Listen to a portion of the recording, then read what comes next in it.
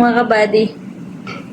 Kumusta po kayong lahat? At yun nga, may nag-live na napanood ko yung live ni Sir July, ang official na reactors ng Kalingap.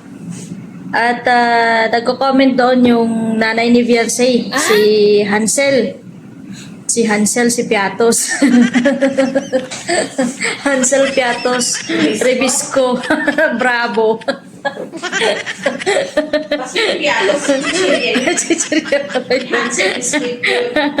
Hansel Bravo. Yun nga, nabasa ko yung comments niya mga kabady. Yung sabi niya, alam ko po, may nagawa kaming mali. Pero hindi ko po pinilit na maniwala kasi alam ko nasaktan ko kayong lahat. Ngayon mo lang na-realize. Kung saan na bugbog sarado na kayo sa pangbabash, ngayon mo lang na-realize na mali yung ginawa nyo. Hindi mo talaga masisisi yung mga tao na hindi talaga maniwala sa inyo. Kasi nga, pinagkatiwalaan na kayo noon eh. Sinira nyo. Yan yung sinasabi kapag binigyan ka ng tiwala ng tao, ingatan mo kasi once na masira mo yan, kahit anong gawin mo dyan, hindi mo na yan mababago pa. Pwede na pakinggan ka niya, pero hindi na yan magtitiwala sa'yo. Parang music na lang yan sa pandinig niya. Kung once na masira na yung tiwala mo, di ba? At yun nga, ang sabi niya pa, huwag kayong mag-alala, nag-usap na daw sila. Patunay. Pakita niyo yung pruweba na nag-usap kayo. Para mapaniwala niyo yung tao. Pero kahit anong video niyo, kahit ano pang pruweba niyo, hindi niyo na mababali yan. Kasi kayo na mismo yung nagsira nun eh. Hindi niyo na may ipabalik.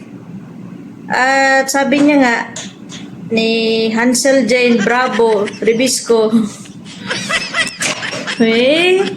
seryoso ka? Hindi na kayo magkakaso kay Edo? Huh? Bulahin niyo yung mabubula niyo.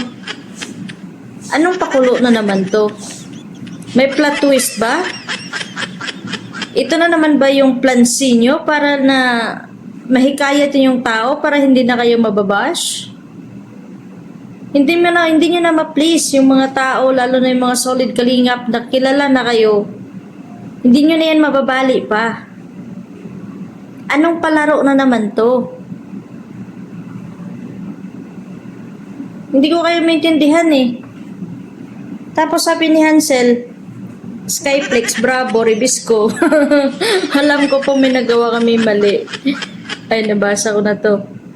At yun nga, sabi niya, nakausap po ang anak ko, yung nagsabi dito na mag-comment daw po sa post ni Kuya Jeans. Yun po ay fake account. Kaya nga po nag-deactivate kasi marami nag-bash direct message sa kanya. Kasi kasalanan nyo yan. Pagkatapos nyong tulungan, siraan nyo pa yung tao. Tinapat nyo pa sa kasal mismo ng anak niya bago nyo siya pinatulfo.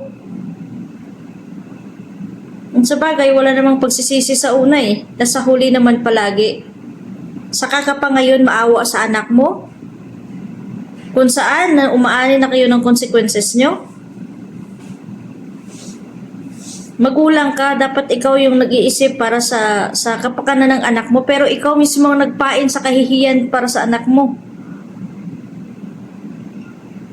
At yung sabi niya, ang anak ko po ay nahihirapan na. Deserve.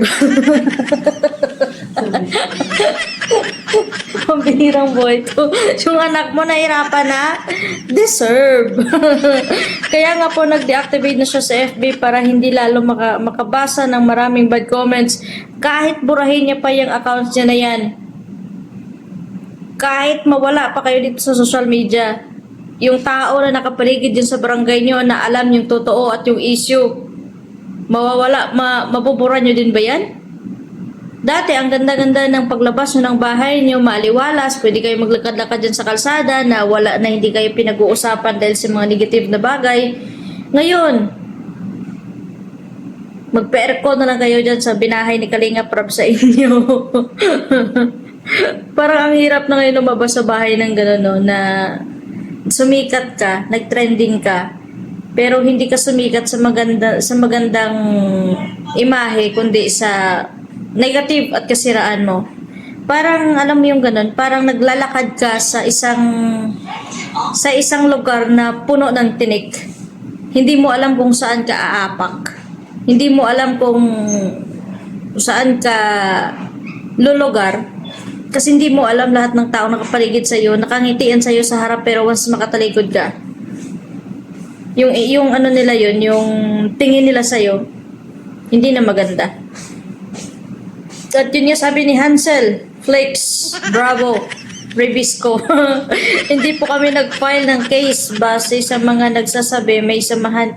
May samahan naman po sila, anak ko, bakit kakasuhan namin? Eh, wala na siguro kayo makain, wala na siguro kayo mapagpirahan, kaya kung ano-ano na namang issue para lang mabaling nyo sa iba na namang usapan. May pinagsamahan na ano, minanyak siya ni Edo. Binitin ko si Edo eh. Sabi niya pa, hindi po ito fake account, ayaw ko na. Ayaw mo na, ginusto mo yan eh, ngayon naayaw ka? Gusto niyo yan eh. Dapat sa umpisa pa lang pinag-isipan niyo na yan kung ano pwede mangyari. Ngayon, ito na yung sitwasyon. Ganito na yung ano niyo, yung magiging reaction niyo na lang. Mag-aayaw ka na bigla. Ano to, bahay-bayan? Pagkatapos mo itayo yung bahay mo at makabuo ng pamilya-pamilya, magsasabi ka na lang na ayaw mo na. Hansel J, nagsisi na po kami sa nangyari. Sana maintindihan po ninyo na awan ako sa anak ko. Deserve nyo yan. Deserve nyo yan kasi dapat ikaw na magulang ka, Hansel. Ikaw dapat ang may pag-intindi at pag-unawa. At ikaw sana ang nag-alalay sa anak mo. Hindi yung nilagay mo pa sa kapahamakan at sa kahihiyan mismo yung anak mo. Lalo na't nakinabang naman kayo sa taong nakatulong sa inyo. Alam ko may nag-comment dito sa post ko kanina na ano tawag dito? Na fake account daw yan. Fake account man yan o hindi. Basta ako diretso ako magbigay ng opinion at reaction. Bahala siya kung totoo man to o hindi. Ganyan naman sila eh. Mahirap naman pagkatiwalaan eh. Sa personal nga nilang buhay. Maganda pa nga pakitungo. Tingnan mo naman yung ginawa. Sa account pa kaya? Kung legit ba talaga o fake account? Sila nga, hindi nga sila maintindihan kung totoo silang tao o hindi eh. Baka may pagka-alien to eh. So sana, ayaw mo pala na dumating sa puntong ganito. Dapat, umpisa pa lang, nung nakipag-usap na at nakipag-ayos na sana si Kalinga Prab at pumunta si Kuya Val dyan para pag-ayusin nyo yan at pag-usapan, pero hindi nyo hinaharap. Doon pa lang sana, hindi na sana yun magkakalat pa, hindi na sana yun dadagsa pa. Pero kayo mismo ang nagpasimuno at ikaw mismong magulang ang pumupunta sa mga live at nagko-comments ng kung ano-ano. Yung mga tao, hindi yan bulag. Hindi yan kasing bobo mo para hindi magets kung ano yung ginugusto mo. Ayan yung sinasabi na may kasabihan na walang magulang na ilalagay sa kapahamakan yung anak. At walang magulang na kayang tiisin yung anak, pero may mga anak na kayang tiisin magulang. Hindi ako naniniwala dyan. Katulad nito, kay Hansel. Kay Hansel Fitas, kay Flex Bravo, Rebisco. Tingnan mo bilang isang magulang. Imbis na siya yung poprotekta sa anak niya, siya pa naglagay sa kahihiyan at kasiraan ng anak niya. Siya pa yung nanggagatong mismo. Na dapat ipaintindi niya na tama na yan anak, huwag mo nang anuhin kasi nakatulong din naman sa atin yan. Yun na lang sana tingnan ninyo. Hindi yung tinitingnan nyo, yung ngayon lang natapos na. Tapos, nagpadala kayo sa sulsul ng ibang tao, nagpadala kayo sa mga matatamis na offer ng ibang tao. Sino ngayon ang kawawa? Kayo din naman. Kamusta yung nasa front, yung nasa likodan nyo? Kasi kayo nasa front nito eh. Hindi aabot sa gulong ganito kung kayo mismong nasa front eh. Nag-iisip, nasugpuin ka agad kung sino man yung nasa likod nyo, pero tingnan nyo ngayon, yung mga taong nasa likod nyo, nagsisiglaglaga na din. Paano kayo?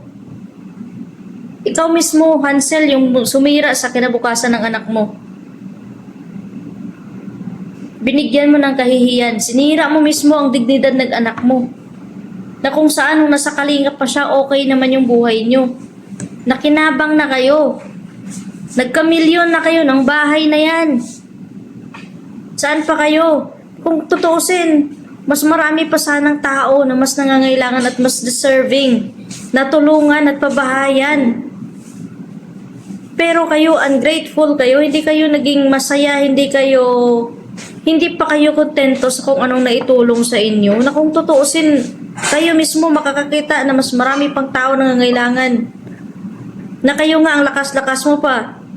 Yung asawa mo, anak ng anak, wala namang trabaho, sa bungero pa.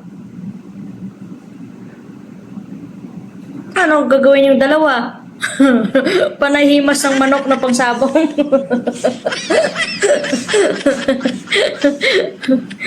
Ano ba yan? Tapos ngayon, magko-comment ka, fake account ko man o legit ka, wala akong pake, basta ito opinion ko, ito reaction ko. Kayo mismo yung nagbibigay ng katatawanan sa mga taong nakasuporta at nakasubaybay sa inyo. Alam ko na marami na namang magko-content nito. Kasi nga, mapapaisip ko talaga, ano na naman yung plot twist nyo? Para lang maibaling nyo, para lang, alam mo yung ganun, para kayong aswang na gusto nyo pahidan agad ng lana, ng langis, para lang masabi na okay na, ganun lang kadali. Hindi ganun yun, nakatatak na yun. History na yan ang kalingap sa mga natulungan nila. Lalo na't sa inyo pa.